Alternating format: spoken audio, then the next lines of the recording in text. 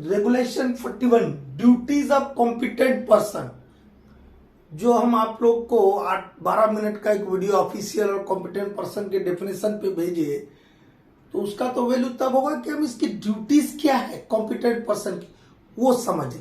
पहली बात कि कॉम्पिटेंट पर्सन जो है वो अपने सुपीरियर ऑफिशियल के आदेशों का पालन करेगा, जो उनको ऑर्डर दिया जाएगा वो करेगा, ठीक है। इसके अलावा 3 ड्यूटी है उसकी।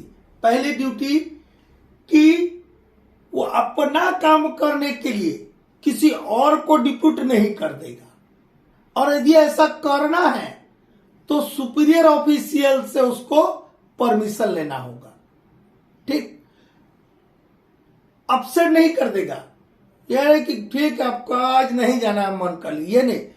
कोई कॉम्पिटेंट पर्सन है तो वो अपसेट नहीं करेगा जब तक कि अपने सुपीरियर ऑफिशियल से उसको प्रायर परमिशन ना मिल गया हो।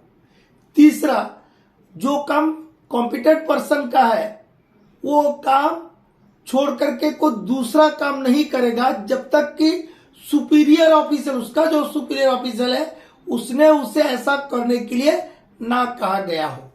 कितने से काम है बेटा? 3 को काम ना है। देखिए क्या होता है, every competent person shall be subjected to orders of superior officer. इसका मतलब होता है कि हर कॉम्पिटेंट पर्सन अपने ऊपर के अधिकारियों के आदेशों का पालन करेगा, और क्या क्या नहीं करेगा इसमें नाट है, सब में देख लीजिए। Not to depute another person to do his work, अपना काम करने के लिए वो किसी को डिप्यूट नहीं करेगा। यदि ऐसा करना है तो वो सुपीरियर ऑफिशियल से परमिशन लेगा। Not absent are relieved,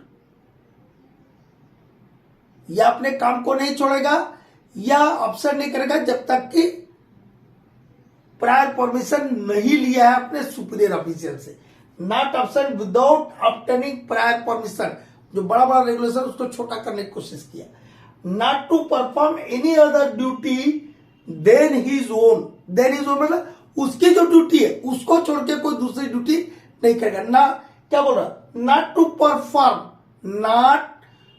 perform any other duty, मतलब कोई दूसरी ड्यूटी नहीं करेगा।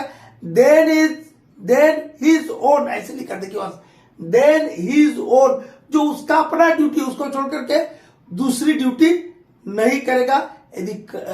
यदि ऐसा करना है तो उसके लिए उसके सुपीरियर ऑफिशियल का परमिशन चाहिए, और नहीं तो क्या होगा, रामा को लगाया था हमने कोई पर्टिकुलर काम में, और अपने मन मर्जी से कहीं और चले गया और वहां मार चोट लग गया, क्या जवाब देगा? क्यों? क्योंकि ये काम को हम सुपरवाइज कर रहे हैं, हमको तो पता नहीं रामा यहाँ के बजाय कहीं और चले गया। तो इसीलिए बोलता है not to perform any other duty than his own. और दूसरी बात ये नहीं कि रामा को लगाया था, रामा ने श्यामा को खड़ा कर दिया, केवल तू इन्हें खींच ले, नहीं वो नहीं चलेगा। क्या बोलता है, not to depute any other person to do his work. और ये नहीं कि कभी भी छुट्टी मार दिया, अब्सेंट मार दिया। नॉट अब्सेंट, ये लिखा देखिए, not absent without obtaining prior permission from his superior official. यहां पे हर एक में फ्रॉम हिज सुपीरियर ऑफिशियल हो जाएगा, ठीक है। जगह की कमी से उतना ही लिखा है, समझ आना चाहिए बात को। ये हुआ ड्यूटीज ऑफ कॉम्पिटेंट पर्सन। अब हम देखते हैं ड्यूटीज ऑफ ऑफिशियल इसी वीडियो में, regulation 42। Duties of officials, regulation number 42। 2 line है बेटा। ऑफिशियल का बताया था, ऑफिशियल बड़ा चीज होता है, बताए थे ना, उसमें 9 पर्सन्स के नाम भी बताए थे। तो उनकी क्या ड्यूटीज है, ठीक है। पहला ड्यूटी क्या है, कैरी आउट मतलब ड्यूटी करना। Carry out duties assigned to him by the manager और assistant manager as per statute.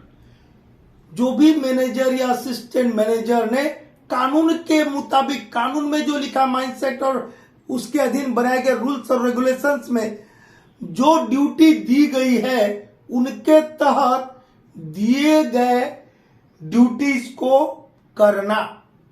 Officer का क्या ड्यूटी है, to carry out the duties assigned to him by the manager or assistant manager in accordance with the provisions of Mines Act and the rules and regulation made there under।